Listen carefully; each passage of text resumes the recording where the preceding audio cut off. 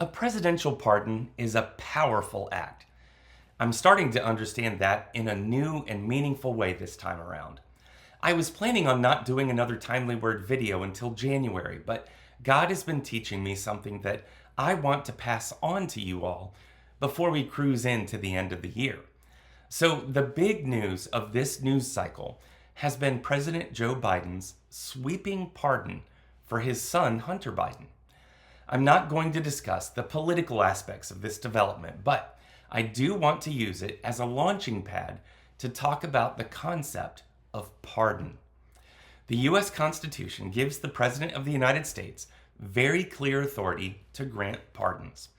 In Article 2, Section 2, Clause 1 of our Constitution, it reads this way: "The President shall be Commander-in-Chief of the Army and Navy of the United States, and of the militia of the several states, when called into the actual service of the United States.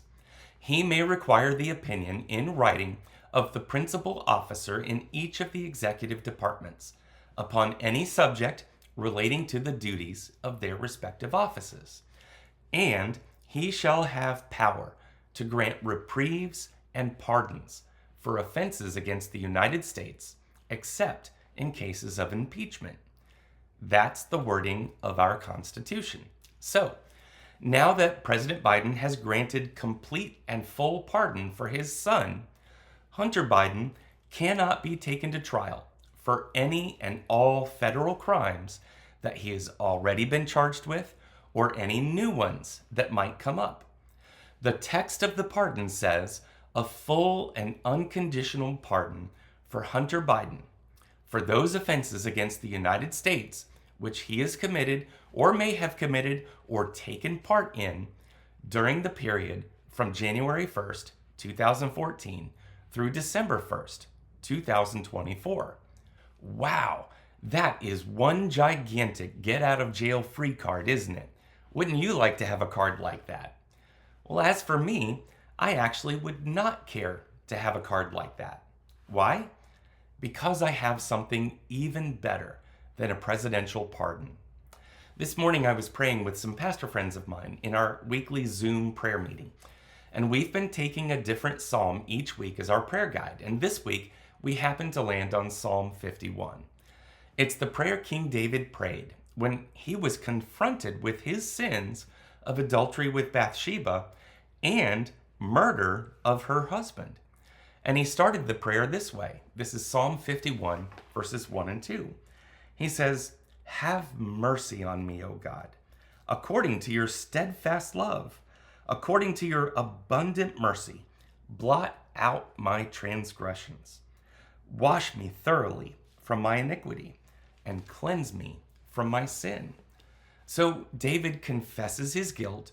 He does not hide from it or make excuses for it.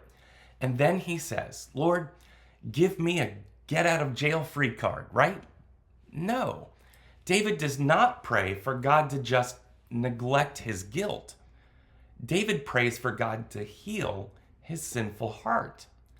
Down in verse 6, it says, "Behold, you delight in truth in the inward being, and you teach me wisdom in the secret heart."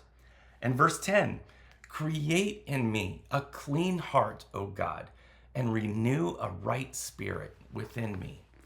In other words, David asks God to give him more than just a pardon. Pardon is not a removal of guilt. Pardon is an escape from the consequences of guilt. David prays for a clean heart and a right spirit. He doesn't want his slate wiped clean. He wants his whole identity transformed into what is clean and pure. And God gives that to David. God thoroughly cleanses David of his horrible sins to the point that God can call him, truthfully, a man after my own heart. Well, now let's turn to the New Testament. In Hebrews chapter 2, verses 14 through 17, we read this: "Since therefore the children share in flesh and blood, he himself, Jesus, likewise partook of the same things, that through death he might destroy the one who has the power of death, that is, the devil, and deliver all those who through fear of death were subject to lifelong slavery. For surely it is not angels that he helps, but he helps the offspring of Abraham.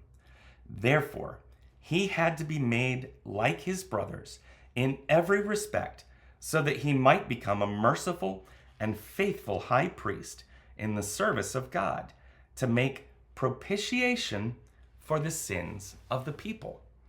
So, what is the ultimate consequence of sin? Death. Forever death. We are celebrating during this Christmas season the miracle of God the Son being made like us. Philippians 2 talks about Jesus emptying himself and being born in the likeness of men, to humble himself by becoming obedient to the point of death, even death on the cross. And that's what Hebrews 2 is talking about. Why did he do that?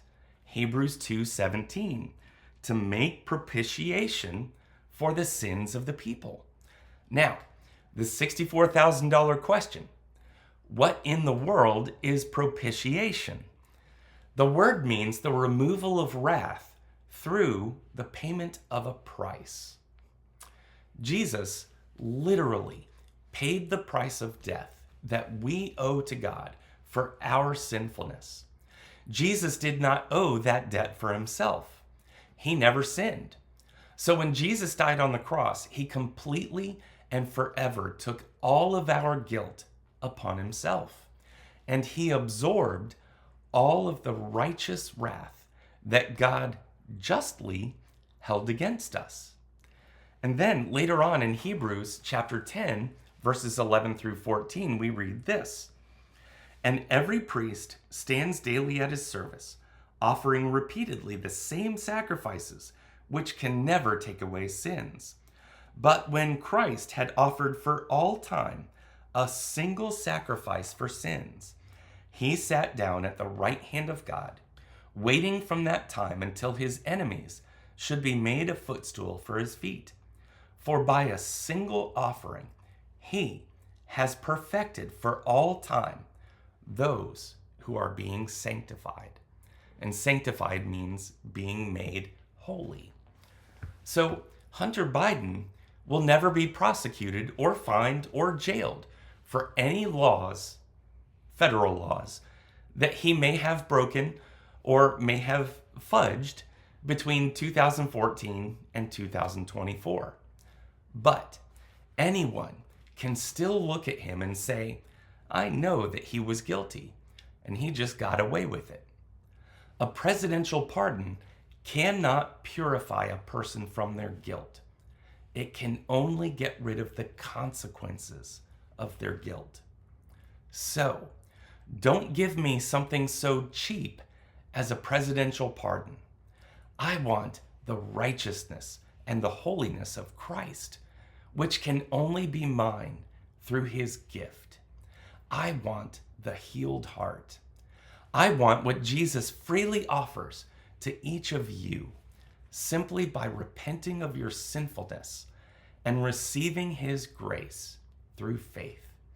A presidential pardon is powerful, but God's grace and mercy are far better. They don't just take away the consequences of your sin. They take away the guilt and replace it with Christ's holiness.